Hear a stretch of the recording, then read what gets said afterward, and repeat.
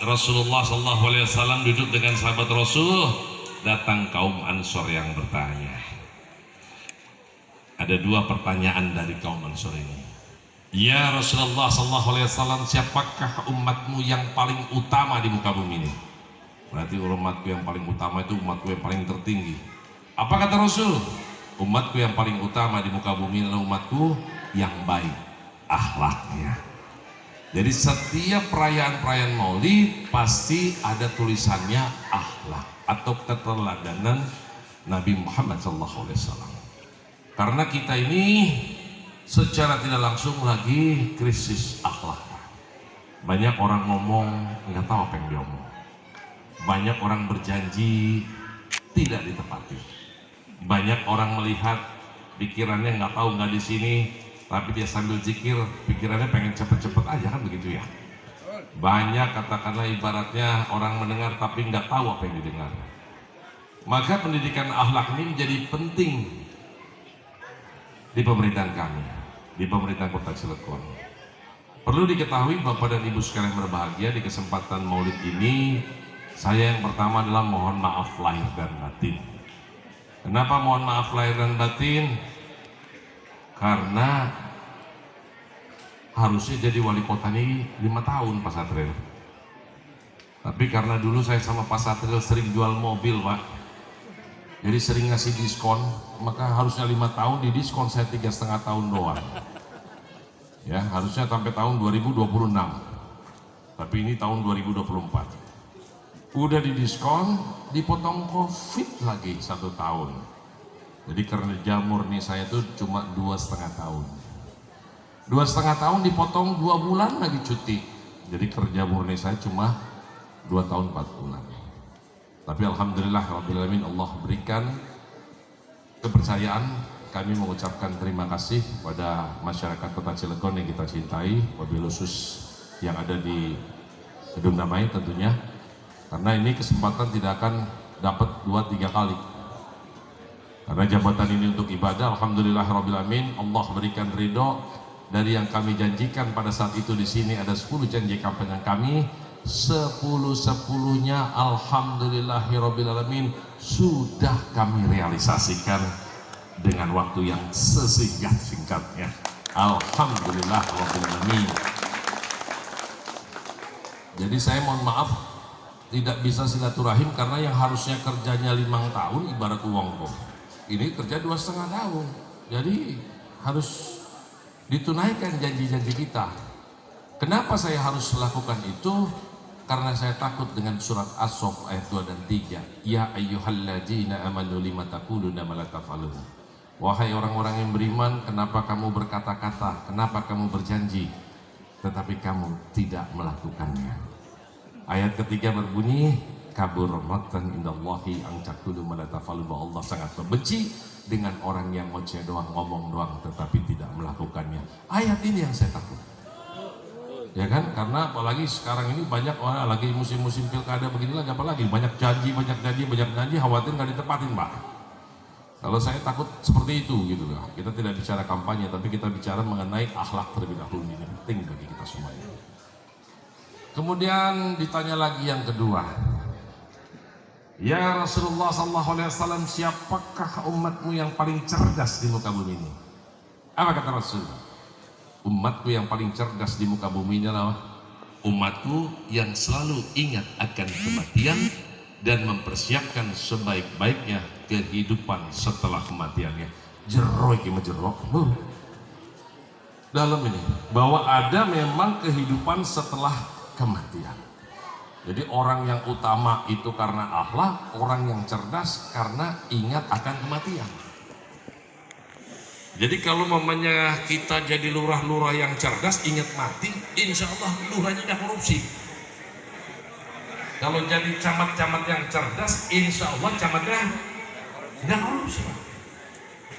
Jadi kepala dinas yang cerdas, insya Allah kepala dinasnya tidak korupsi. Termasuk jadi wali kota yang cerdas, karena ingat mati, insya Allah tidak korupsi. Jadi permasalahan cerdas ini menjadi penting bagi kita semuanya, bapak-bapak semuanya. Karena apa? Karena sesuatu yang pasti itu adalah kematian. Al-maut itu hak, kullu nafsin dha'iqatul maut, kafa bil mauti wajah. Jadikanlah kematian ini sebagai pembelajaran bagi kami. Wong udah pasti mati, mati sebuah kepastian, yang belum pasti dikejar, yang pasti tidak dipersiapkan. Ini masalah kita semuanya, Pak. Coba kita ingat-ingat sekarang. Sekarang tahun berapa nih Bapak dan Ibu sekalian berbahagia? 2020? Besok 2020? Kemarin 2023. Pertambahan tahun cuma 1 ternyata.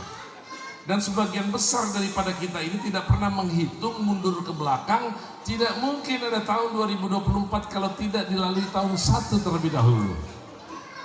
Kalau diilustrasikan usia kita 100 tahun, maka 2024 dibagi 100 ada 20 abad, 20 kuburan di atas kita. Pertanyaan saya, nyampe nggak usia kita 100 tahun? Dari tadi saya liatin tampangnya kayaknya nggak ada yang nyampe di sini, Pak. Tapi kesimpulan saya, Heldi Agustian, bahwa kehidupan di bawah tanah jauh lebih lama daripada kehidupan di atas tanah. Mumpung hari ini kita masih di atas tanah, Pak. Saya kalau ziarah selalu ngelihat, Habibnya umurnya 35 tahun, dikuburnya udah 300 tahun. Umur dikuburnya bertambah, umur hidupnya udah gak bisa bertambah lagi, Pak, karena udah mati. Maka oleh karena itu kami cuma mengingatkan, mudah-mudahan semua yang hadir pada hari ini menjadi orang yang cerdas, sehingga kita mentargetkan berapa banyak orang yang akan menyolatkan kita, kan begitu, Pak. Karena kapan, di mana, dan apa penyebabnya kita tidak ada yang tahu, Pak. Maka oleh karena itu saya juga berpikir seperti itu, bagaimana pangkat dan jabatan ini kita manfaatkan, kita gunakan adalah untuk semata-mata untuk ibadah, semata-mata untuk khairunas anfa'hum linnas. Ini menjadi penting bagi kita semuanya, Pak. Karena seyogianya Cilegon ini adalah kota terkaya nomor 4 secara PDRB se-Indonesia. Luar biasa, Cilegon ini kaya banget, Pak. Kalau dikelola, ditatanya bener gitu. Buktinya kaya apa? Salah satunya RT aja nggak ada yang lawan seprovinsi Banten, 1 juta sebulan tuh nggak ada yang lawan, Pak. Nggak ada yang lawan, nggak ada. Belum. Sekarang aja bisa berobat pakai KTP doang, RSUD, RSKM, Hermina, Kurnia, pakai KTP aja, Pak. Nggak usah pakai duit, Pak. Nggak laku di Cilegon duitnya, Pak. Karena pakai KTP nggak punya BPJS, langsung jadi BPJS 1 kali 24 jam. Dan mohon maaf, di sini ada profesor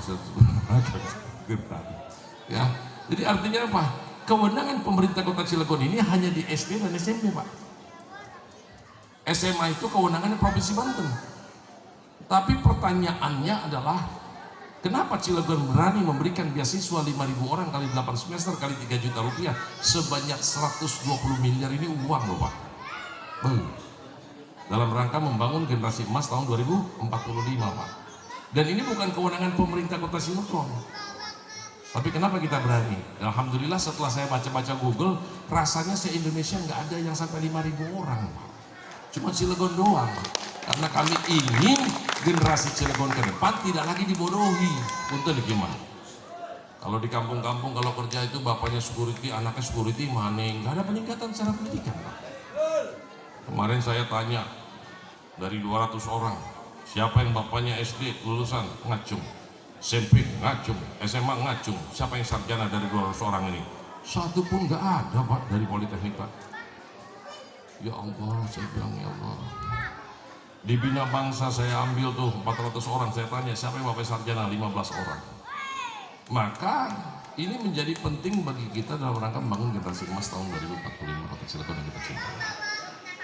Jadi sehubungan dengan hal itu, tentunya ibu-ibu biasanya nih, ya kan, kalau lagi kayak gini-gini ada bapak-bapak mau nyumbang gede dihalangin sama ibu-ibunya. Kalau yang belum punya anak kecil bikin lagi aja, Pak. Ya. Kan masih ada 10 tahun lagi kalau Pak, kalau presidennya nambah lagi kan gitu ya. Intinya itu, saya mohon maaf sekali lagi lahir batin di kesempatan yang baik ini. Kalau ada janji kampanye kami yang belum terrealisasi, saya mohon maaf di kesempatan yang baik ini, karena kami sudah menganggap bahwa semua adalah keluarga besar kami. Oleh karena itu kami sekali lagi mohon maaf lahir dan batin.